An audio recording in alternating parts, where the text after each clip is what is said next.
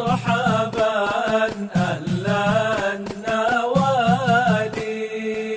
Kemudian diriwayatkan kepada kami di dalam Sunan Abi Daud an ba'di banatin Nabi sallallahu alaihi wasallam, dari sebagian putri-putri Nabi sallallahu alaihi wasallam.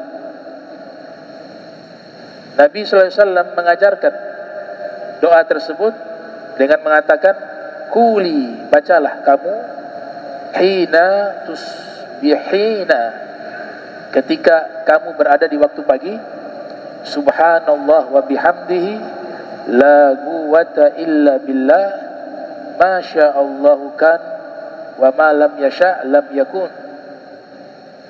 A'lamu anna Allah ala kulli syai'in qadir, wa anna Allah qad ahata bi kulli syai'in ilma.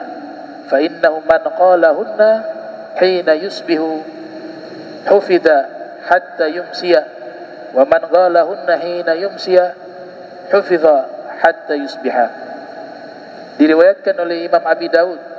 Tadi Abi Daud meriwayatkan hadis tadi. Pertama, beliau tidak mendoifkan, ya. Imam Bukhari mendoifkan hadis tadi. Berarti kita paham juga nih bahwa tidak semua hadis itu status atau derajat hadisnya disepakati oleh para ulama. Ada kalanya menurut ulama fulan sahih, ada kalanya hasan ulama lainnya.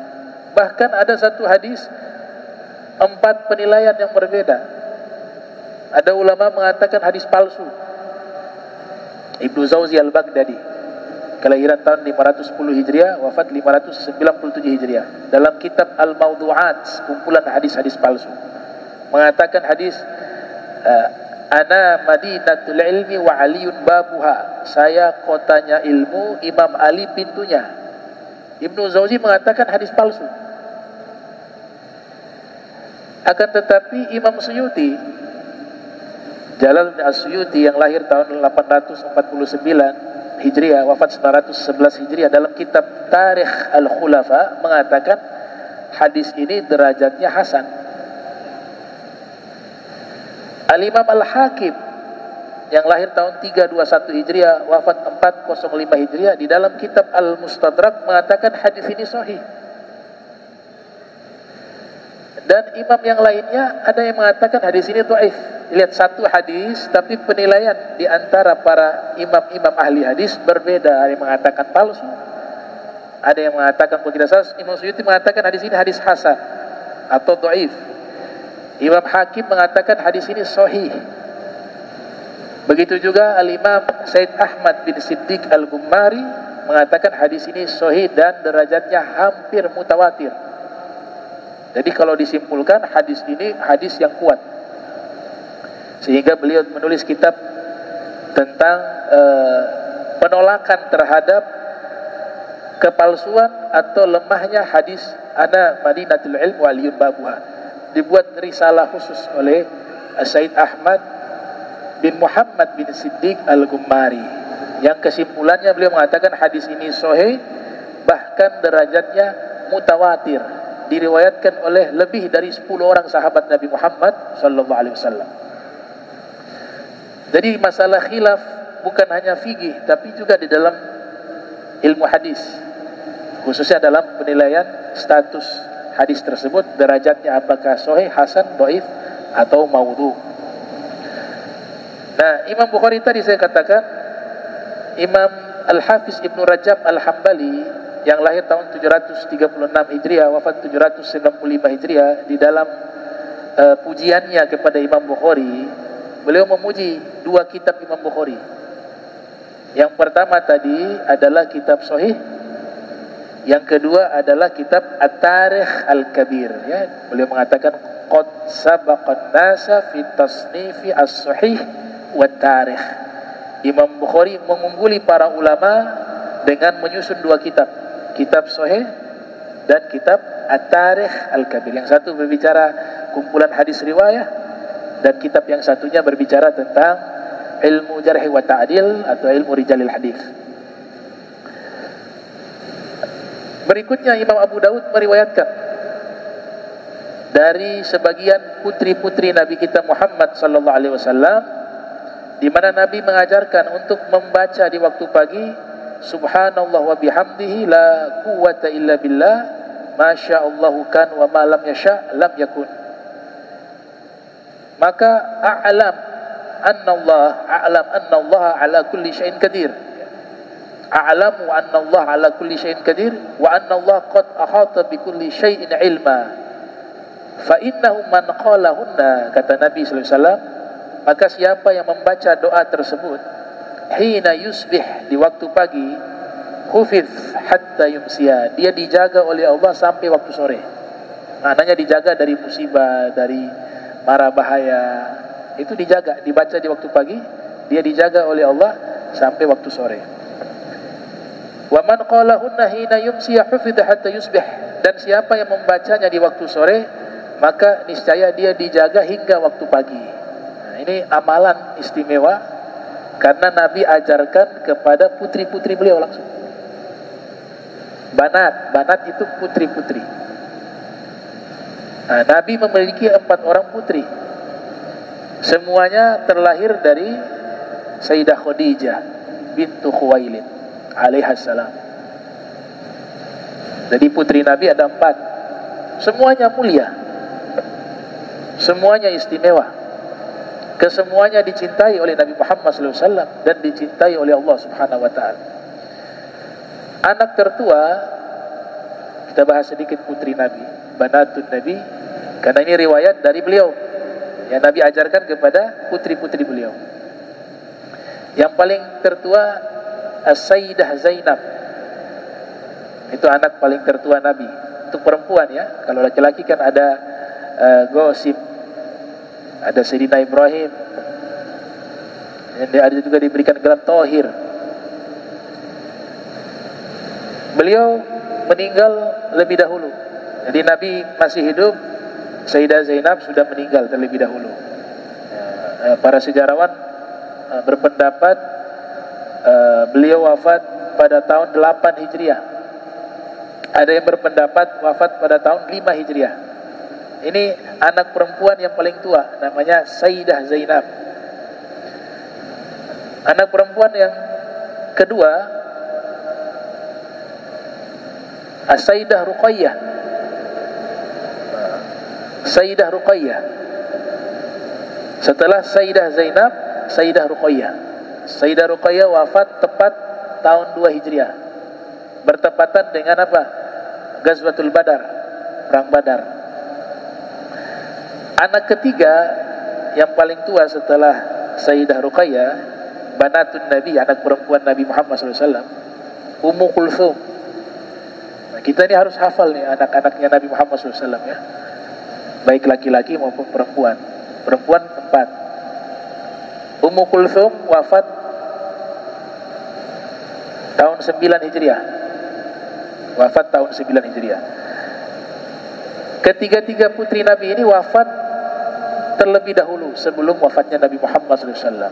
Nabi Muhammad wafat tahun 11 Hijriah. Kemudian yang paling bungsu, yang paling adik dari putri-putrinya Nabi Sallallahu Alaihi Wasallam adalah Sayyidah Fatimah Az-Zahra alaihassalam. Beliau wafat tahun 11 Hijriah. Di tahun yang sama, di waktu wafatnya Rasul SAW. Bahkan Rasulullah SAW menjelang wafat memanggil Sayyidah Fatimah. Kemudian beliau membisikkan di telinga Sayyidah Fatimah. Bisikan pertama, Sayyidah Fatimah menangis. Disaksikan oleh Sayyidah Aisyah. Kemudian Nabi memanggil lagi untuk membisikkan bisikan yang kedua. Ketika bisikan kedua dibisikkan oleh Nabi, berubah Sayyidah Fatimah yang tadinya menangis berubah tersenyum bahagia.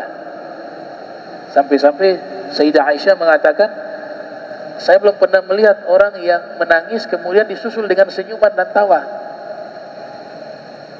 kecuali saya melihat kepada Sayyidah Fatimah. Kemudian Sayyidah Aisyah penasaran, wahai Sayyidah Fatimah, tadi Nabi bisikkan apa kepadamu sehingga kamu ketika bisikan pertama menangis, bisikan kedua kamu tertawa, kamu tersenyum bahagia? Kata Sayyidah Fatimah, kalau Nabi masih hidup, ini rahasia, gak boleh saya bocorkan. saya bisa ceritakan setelah wafatnya Nabi sallallahu alaihi wasallam. Ternyata Nabi wafat pada waktu itu. Maka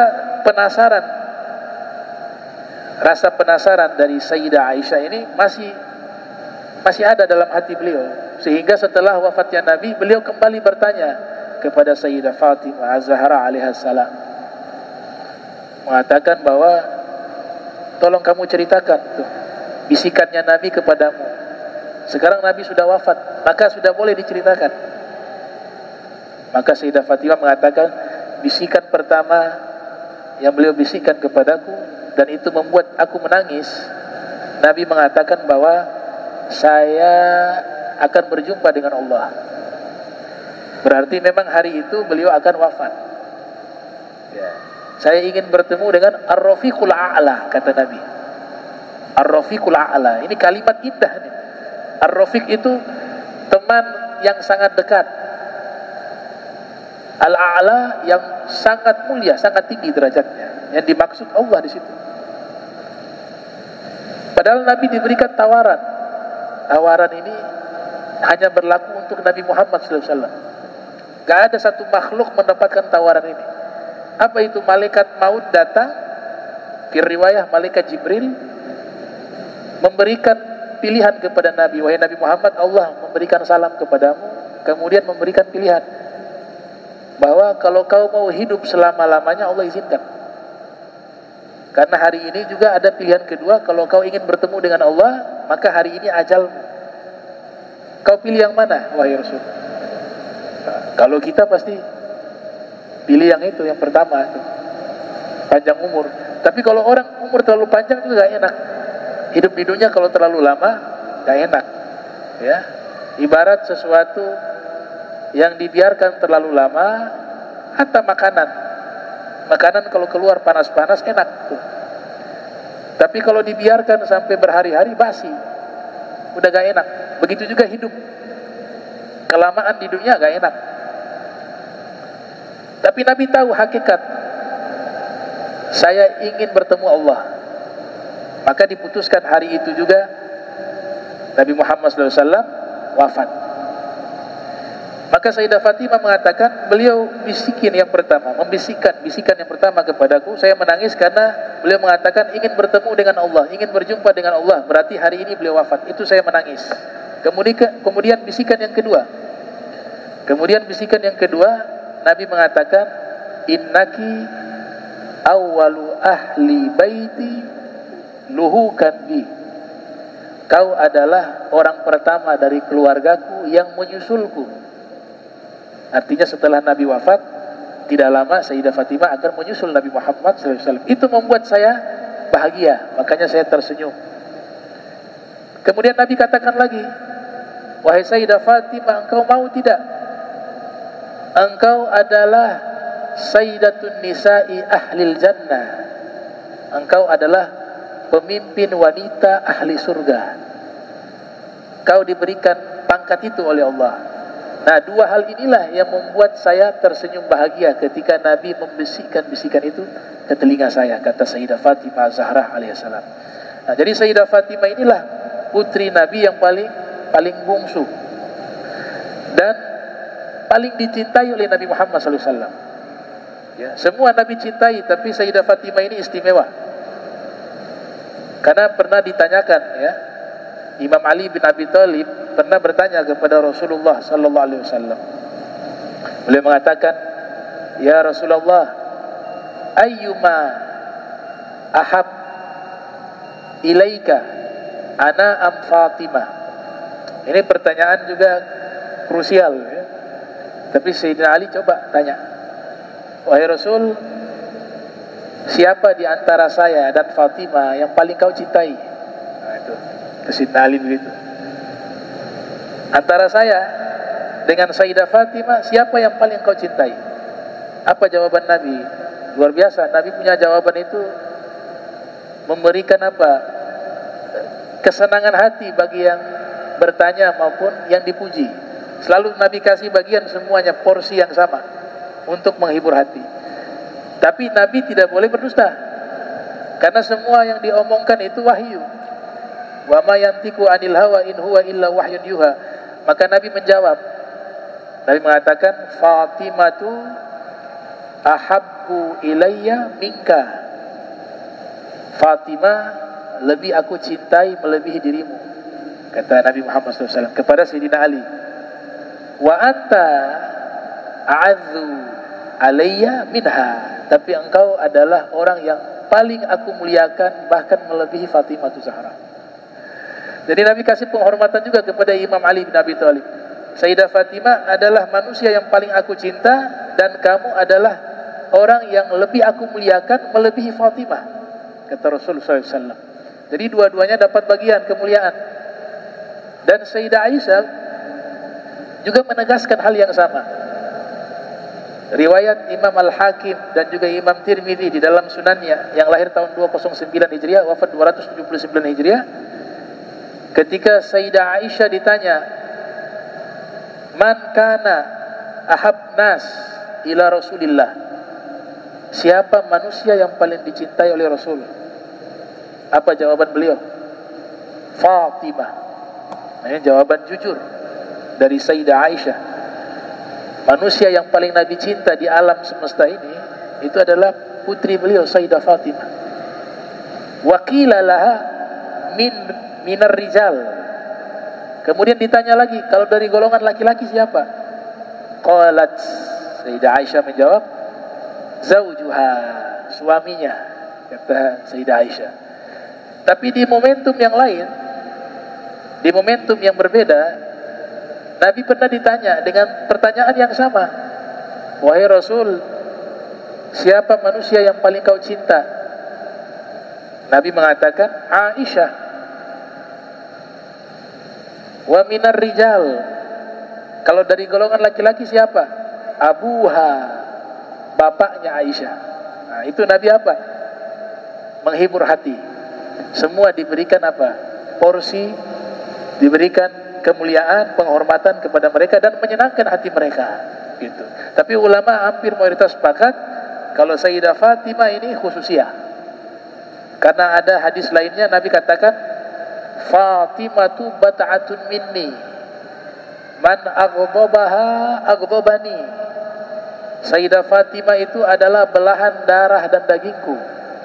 Siapa yang membuat marah Sayyidah Fatimah, dia membuat marah aku. Coba kata abghadha, tidak pakai seakan-akan dia membuat marah aku, langsung tanpa kata seakan-akan. Di saat itu juga Sayyidah Fatimah marah, saat itu juga Rasulullah marah. Di saat itu juga Allah pun marah.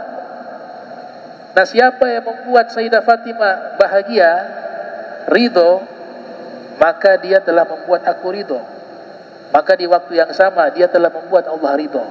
Ini maqam yang istimewa, kedudukan yang istimewa antara Sayyidah Fatimah dengan ayahandanya Nabi Muhammad sallallahu alaihi wasallam. Kayaknya ada salah satu doktor di Mesir ya,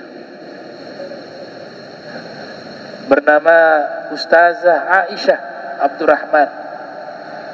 Beliau tenaga pengajar di Universitas Ain Syams yang ada di Mesir.